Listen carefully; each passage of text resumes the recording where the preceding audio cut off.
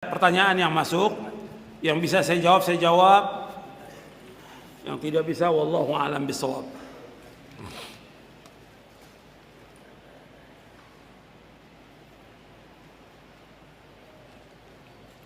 Kalau kita minta sesuatu pada manusia dan pemberinya ridho, hukumnya bagaimana?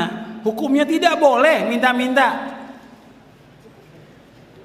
Hukumnya tidak boleh. Syekhul Islam menyebutkan haram minta-minta dan kecuali darurat. Sebab kata Nabi SAW, la yazalu rajulu yas'alun nasa hatta yati yaumal qiyamati wa laysa fi wajhi muz'atu lahmin. Dalam hadis yang sahih riwayat Bukhari kata Nabi SAW, tetaplah seorang selalu minta-minta kepada manusia sampai nanti di hari kiamat hilang ini mukanya, nggak ada sama sekali dagingnya. Kenapa? Muka ini menunjukkan kepada orang itu malu atau tidak malu, hilang daging itu. Bahkan kata Nabi, innal mas'alata kaddun yakuddu biha rajul yaumil qiyamah. Minta-minta itu seperti orang mencakar mukanya, yang dia akan mencakar nanti pada hari kiamat. Berat ancamannya bagi orang minta-minta, itu berat. Bahkan orang yang minta-minta padahal dia cukup, seolah-olah dia minta jamron kata Nabi. Yas'alu jamron. Jamron artinya bara api, soal dia minta bara api. Jangan minta kepada Allah. Kita nggak punya apa-apa, minta kepada Allah. Jangan minta kepada manusia. Kecuali kalau teman kita bilang, ini di tempat saya ini ada makanan, siapa aja satu kamar ini makan silahkan. Kalau dia di kos atau di pondok, ini makanan, ini halal, siapa aja ambil boleh. Kalau dikasih gitu nggak apa-apa. Tapi kalau kita minta nggak boleh dalam Islam, tidak boleh minta-minta. Hatta minta permen nggak boleh. Hatta minta siwak nggak boleh. Nggak boleh minta pada manusia, hukumnya haram dalam Islam. Kita harus merasa cukup dengan rezeki yang Allah berikan kepada kita. Allah itu maha kaya, minta kepada Allah. Was'alullah min fadlih. Minta karunia kepada Allah. Idza sa'alta fas'alillah wa idza sta'anta fasta'in. Apabila kamu minta kepada Allah. Nabi ajarkan kepada Ibnu Abbas, minta kepada Allah. Apabila kamu minta tolong kepada Allah.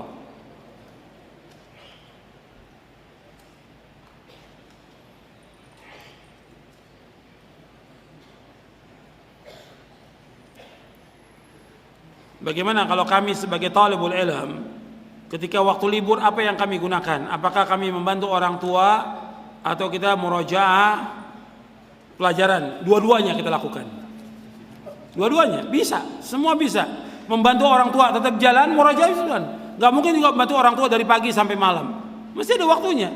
Hanya berapa jam orang tua minta bantuan kita dan kita tawarkan, Pak atau Ibu, apa yang bisa saya bantu? Ketika antum pulang liburan, di sebagian anak-anak pondok, antum tanya ke orang tua, apa Pak, Bapak, Ibu, apa yang bisa saya bantu? Kerjakan. Disuruh, selesai, suruh lagi. Jangan berat. Orang tua kita dulu ngurus kita nggak pernah berat dia. Semuanya ringan. Lakukan. Kemudian sudah selesai, bisa kita murajaah, bisa kita berzikir, kita bisa menghafal lagi. Ada waktu yang kita bisa juga jelaskan kepada orang tua, Pak, Ibu, kalau pagi habis subuh saya mau murajaah, nanti setelah itu saya mau bantu. Boleh kita ucapkan kalimat itu kepada orang tua, supaya kita juga bisa mengatur waktu. Tapi wajib membantu orang tua, wajib hukumnya. Berbuat baik pada orang tua wajib. Dan Allah selalu gandengkan dengan ibadah kepada Allah dan berbakti pada orang tua. Wa qada rabbuka alla ta'budu illa iyyahu wa bil walidaini ihsana. Dan Allah telah mewajibkan tidak boleh kalian beribadah hanya kepada Allah saja dan berbuat baik pada orang tua. Allah juga berfirman, wa'budullaha wa la tusyriku bihi syai'a wa bil walidaini ihsana. Akan beribadah kepada Allah, jangan berbuat syirik dan berbuat baik pada orang tua.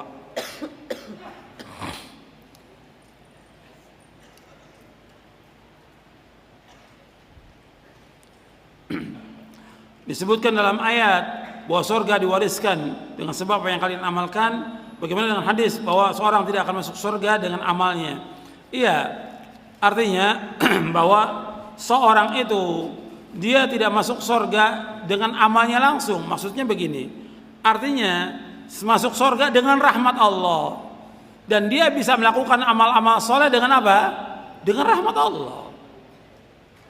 Jadi nggak bisa pekerjaan kita, ibadah kita itu udah pasti masuk surga dengan amal kita, nggak bisa. Karena apa? Semua berjalan dengan rahmat Allah. Kita bisa melakukan amal-amal saleh dengan rahmat Allah. Sebab amal kita dibandingkan dengan karunia Allah yang Allah berikan kepada kita belum bisa kita bayar. Saya ambil contoh. 2 mata ini yang Allah berikan kepada kita, seandainya kita ibadah kepada Allah 100 tahun belum bisa membayar ini 2 mata. Belum lagi 2 telinga, hidung, lisan, hati, akal, kaki, dan yang lain, nikmat yang lain. Belum lagi oksigen, air, dan nikmat yang lain. Belum bisa kita bayar dengan ibadah kita selama 100 tahun. Jadi orang masuk surga dengan apa? Dengan rahmat dari Allah. Adapun tingkatan di surga tergantung daripada amalnya. Walikullin darajatum mimma amilu. Dan ini panjang penjelasannya yang dibawakan oleh Syekhul Islam Ibnu Taimiyah dan yang lainnya tentang hadis ini. Wallahu a'lam.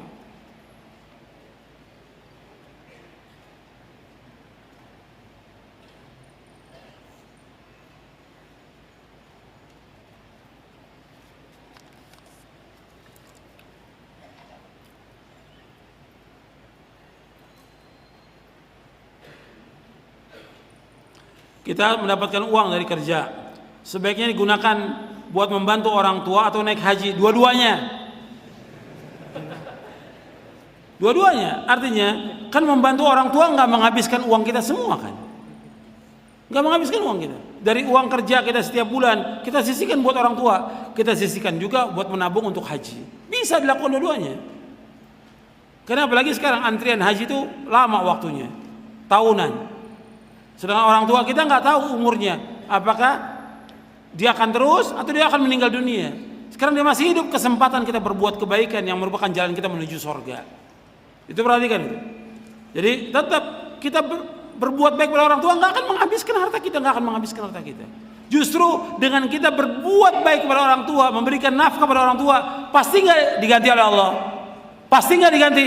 Pasti kata Allah, wa ma anfaqtum min syai'in fahuwa yukhlifu wa huwa khairur raziqin. Dalam surah Saba Allah berfirman, apa saja yang kamu infakkan pasti akan diganti oleh Allah, dan Allah sebaik-baik pemberi rezeki. Yang kita berikan, mungkin dengan kita memberikan kepada orang tua, memberikan nafkah, Allah akan mudahkan kita untuk berangkat menunaikan ibadah haji. Paham?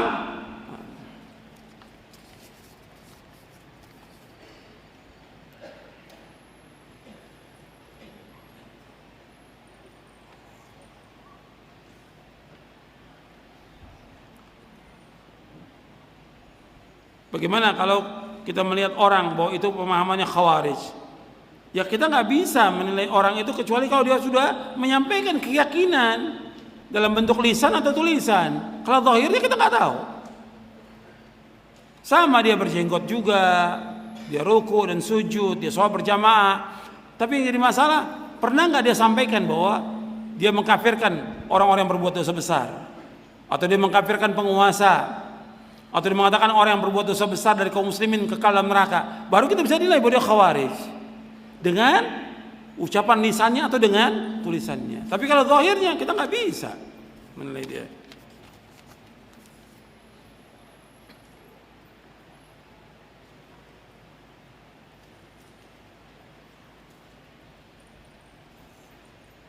Bagaimana kalau waktu saya habis untuk kerja?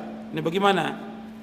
Ya, ini yang terbanyak dari kaum muslimin. Kerja, kita wajib mencari nafkah buat istri kita, buat anak kita, buat keluarga kita.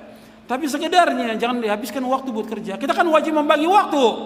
Waktu kita buat ibadah kepada Allah, buat munajat kepada Allah, waktu kita buat membaca buku, waktu kita baca Al-Quran, waktu kita buat nuntut ilmu, waktu kita buat sholat berjamaah, waktu kita buat istri kita, buat anak kita, buat orang tua. Harus kita bagi waktu itu. Kita yang harus pandai membagi waktu. Jadi jangan larut dalam pekerjaan, jangan kita juga dibisiki oleh syaitan. Kalau kita nggak kerja seperti ini, kita pasti nggak makan. Dari mana? Rezeki sudah dibagi oleh Allah. Cari pekerjaan yang mudah untuk kita kerjakan, sebagaimana para ulama. Para ulama mereka sibuk dengan akhirat, Mereka juga punya istri, punya anak, punya orang tua. Manfaat semua hidupnya mereka, waktunya barokah. Tapi kita ini sudah disibukkan dengan dunia, habis waktu kita. Sudah kerja di kantor, pulang ke rumah bawa pekerjaan lagi. Ini jangan bawa pekerjaan di rumah, jangan. Kerjakan di kantor sampai selesai. Jangan bawa pekerjaan di rumah, karena di rumah ada pekerjaan lagi yang harus kita kerjakan untuk ibadah kepada Allah, untuk baca Al-Quran, untuk baca buku yang bermanfaat, untuk istri, untuk anak. Habis waktu kita. Jadi antum jangan disibukkan.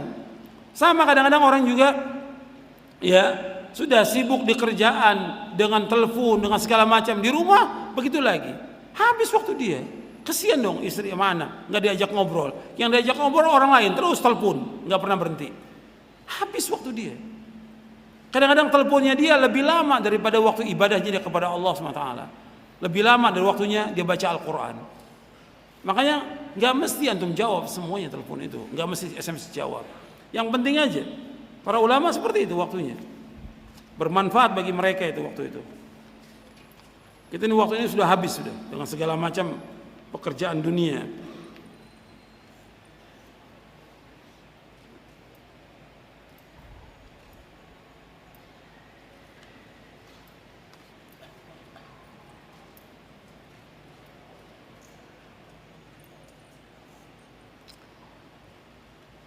Ini tentang nasihat bagaimana menggunakan waktu, sudah ada di buku ini, jadi nggak perlu saya ulangi lagi, tinggal dibaca, ya tinggal dibaca. Kemudian juga bagaimana seorang istri dan suami juga menuntut ilmu. Ya suami memberikan semangat kepada istrinya untuk thalabul ilmi, tinggal diatur waktunya. Kan suami banyak kesempatan, dia baca buku, dia menulis, atau dia mengajar, atau dia berdakwah. Tapi juga jangan biarkan istrinya. Ini banyak juga talibul ilm atau para dai atau orang umum juga yang kadang-kadang dibiarkan istrinya nggak ngaji. Kalau dia suami ngaji, istrinya wajib ngaji, wajib menuntut ilmu. Dia harus ngajak istrinya, anaknya juga wajib ngaji. Allah berfirman dalam surah Tahrim ayat 6, ya ayyuhalladzina amanu qu anfusakum wa ahlikum nara. Wahai orang beriman, jaga diri kamu dan keluarga kamu dari api neraka. Kata Ali bin Abi Thalib radhiyallahu anhu ketika menjelaskan ayat ini, kata beliau, alimu anfusakum wa ahlikumul khaira wa adibuhum. Ajarkan diri kamu dan keluarga kamu kebaikan dan ajarkan adab kepada mereka. Sekarang kita nggak mampu ajarkan semuanya kepada istri kita. Berikan waktu dia ngaji, kasih semangat dia buat ngaji, kasih semangat dia buat baca buku. Gantian, kalau kita ngajar, kita dakwah, istri yang megang anak. Sekarang giran istri ngaji, kita yang pegang anak gantian. Banyak suami-suami yang zolim kepada istrinya, zolim kepada istrinya. Nggak diberikan kesempatan kepada istri untuk ngaji, nggak boleh. Harus berikan kesempatan buat istri untuk ngaji, untuk ilmu. Suami megangkan anaknya, jadwalnya dihilangkan. Di hari yang istri ngaji, jadwal dia keluar, jadwal ngajar, dia hilangkan jadwal itu. Minta izin untuk tidak ngajar atau cuti hari itu, dia liburkan karena jadwal istri ngaji. Bagi waktu supaya dia ingin sorga, kita ingin sorga, istri kita juga ingin sorga, anak kita juga ingin sorga. Maka berikan mereka haknya untuk bisa mencari ilmu. Ini banyak yang zolim. Jadi suaminya semangat ngaji sampai istri nggak dikasih waktu buat ngaji. Dia juga ingin masuk sorga. Sedang antum pulang juga ke rumah, nggak pernah ngasih penjelasan dari hasil pengajian, nggak pernah. Nggak pernah jelaskan kepada mereka kebaikan, enggak. Paling sampai rumah minta makan, minta minum, minta kopi, minta yang lain. Nggak jelaskan tentang bagaimana mencari akhirat. Akhirat yang dicari. Jelaskan kepada dia tentang akhirat itu.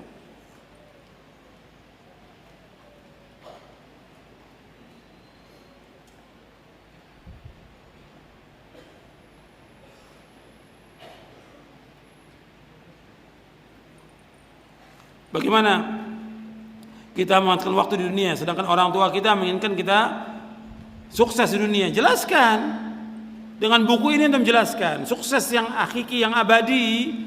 Sukses itu nanti di akhirat, bukan dunia. Dunia ini lebih jelek dari bangkai kambing gitu. Ya, saya baru nulis buku, tapi ini belum beredar bukunya, baru. Dunia lebih jelek dari bangkai kambing. Dunia lebih jelek dari bangkai kambing. Biar kasih tahu itu, supaya jangan ngejar dunia. Dunia jelek dari bangkai kambing. Yang kita cari apa? Akhirat, bukan dunia. Dunia nggak ada harga apa-apa. Jadi orang-orang tua ini belum paham, karena kehidupannya materi. Orang tua itu kehidupannya apa? Materi. Kehidupannya supaya anaknya nanti dia nggak susah. Padahal dengan kita ibadah kepada Allah, antum menuntut ilmu di pondok, nggak bakal susah. Kenapa? Orang yang paling bahagia di muka bumi, orang yang menuntut ilmu syar'i, Al-Quran wa Sunnah, paling bahagia di muka bumi. Dijelaskan oleh Imam Ibnu Qayyim dalam kitabnya Miftah dari Sa'adah. Orang yang paling bahagia di muka bumi orang yang nuntut ilmu syar'i, paling bahagia dia. Kalau akhirat pasti kalau dunia pasti dikasih. Yang belum pasti kita akhirat. Dunia rezeki dibagi oleh Allah semuanya. Yang kita cari akhirat. Antum lihat para nabi, para sahabat, apa mereka nggak makan? Makan mereka. Mereka punya istri, mereka punya anak. Para sahabat juga demikian.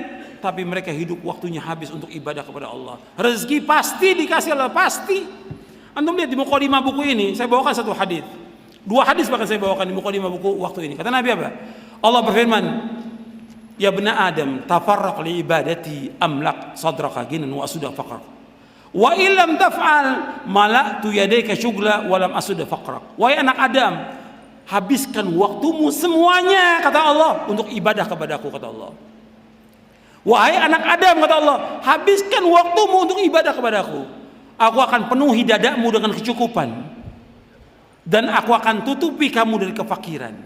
Kalau engkau enggak lakukan, kamu sibuk dengan dunia, maka akan isi dadamu dengan apa? Dengan kesibukan, dengan banyak urusan. Walam asudda faqrak, aku enggak akan tutup kefakiranmu. Tetap fakir dia, meskipun dia sudah banyak harta, tetap dia fakir. Makanya ingat nasihat Nabi Muhammad SAW. Allah berfirman, wahai anak Adam, penuhi waktumu untuk ibadah kepada Allah. Penuhi untuk ibadah. Tafarragh li ibadati amla sadraka ginan wa asudda faqrak. Jadi kalau jangan diharap kalau kita nuntut ilmu kita pasti fakir. Kalau nuntut ilmu di pondok kita pasti fakir. Tidak. Justru kita jadi orang yang paling kaya di muka bumi. Karena apa? Kita nggak mengharapkan sesuatu dari manusia. Antum belajar di pondok, antum belajar nuntut ilmu syar'i, antum jadi orang yang paling kaya. Kenapa? Kita nggak mengharapkan sesuatu dari manusia, kita mengharapkan kepada Allah. Dan Allah pasti akan memberikan rezeki kepada kita dengan lebih baik daripada apa yang diharapkan dari manusia.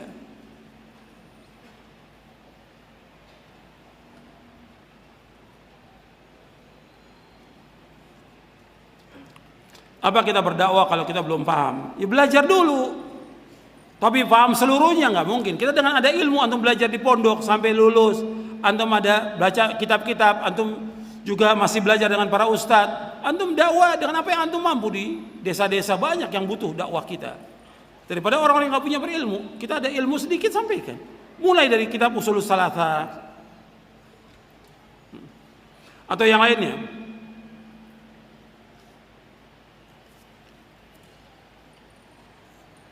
Kenapa kita nggak boleh masuk ke dunia politik? Antum bisa lihat aja para politikus gimana. Gak usah jawab, jawabannya dengan wakil yang ada. Gimana mereka? Antum lihat sendiri. Apa mereka memperjuangkan Islam atau tidak? Tidak. Mereka sibuk dengan apa? Dengan dunianya. Yang tadinya cita-citanya menegakkan agama, mereka tegakkan agama atau tidak? Mereka nggak tegakkan agama. Yang mereka tegakkan apa? Bagaimana mencari harta sebanyak-banyaknya, dunia sebanyak-banyaknya. Jadi antum perhatikan, panjang nih jawabannya, tapi bukan sekarang tempatnya.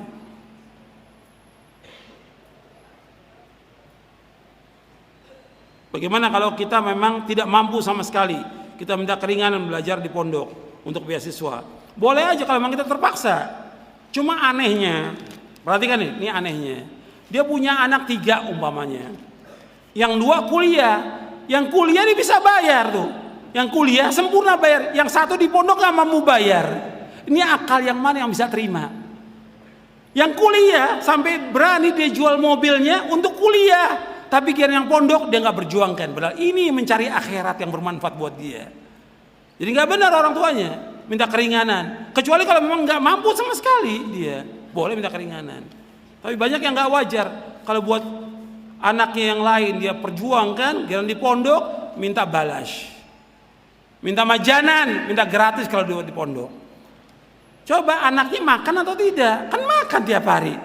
Masa pondok yang ngasih makan? Pondok udah ngasih pelajaran yang bagus kepada anak-anaknya, mesti orang tuanya yang punya sadar diri. Anaknya makan dari mana? Ya kita mesti bayar dong. Nyalakan lampu, ya mesti bayar. Masa nggak bayar listriknya pondok? Dan yang lain. Karena banyak orang tuanya juga banyak yang tidak berpikir. Ya.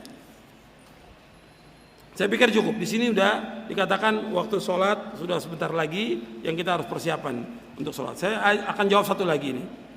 Bagaimana kalau orang tua belum menyetujui tentang sikap kita? Maksudnya tentang keyakinan kita. kita umpamanya berjenggot, tidak isbal, ada yang wanita juga bercadar dan yang lainnya. Orang tua dia belum bisa terima. Kita jelaskan kepada orang tua bahwa ini yang syar'i, bahwa ini yang benar. Bawakan keterangan dalilnya kepada orang tua bahwa ini yang benar, ini dalilnya, ini keterangannya, ini hadisnya, ini ayatnya. Jelaskan baik-baik dan doakan agar orang tua mendapatkan hidayah. Memang kadang-kadang kita tantangan yang berat itu dari keluarga dalam dakwah ini dan juga dalam mengamalkan sunnah. Tapi insya Allah Allah pasti akan tolong. Karena Allah pasti akan menolong orang yang beriman. Allah pasti menolong orang yang melakukan sunnah. Cuma perlu sabar kita. Sabar. Tantangan, cemoohan, cacian, makian dalam dakwah sunnah ini tetap akan ada. Kita wajib sabar. Dan insya Allah dengan kesabaran Allah akan berikan jalan keluar yang terbaik buat kita. Mudah-mudahan yang saya sampaikan bermanfaat untuk saya dan untuk sekalian. Dan kurang lebihnya saya mohon maaf. Mudah-mudahan kita diberikan taufik oleh Allah untuk bisa mengamalkan dari apa yang sudah kita kaji, dan Allah mengampuni dosa-dosa kita atas kelalaian kita, dan Allah menetapkan kita di atas Islam dan Sunnah, memberikan istiqamah di atas jalan yang hak sampai kita diwafatkan oleh Allah Taala. Kurang lebihnya saya mohon maaf. Wassalamualaikum warahmatullahi wabarakatuh. Subhanakallahumma bihamdik asyhadu an la ilaha illa anta astaghfiruka wa atubu ilaik. Assalamualaikum warahmatullahi wabarakatuh.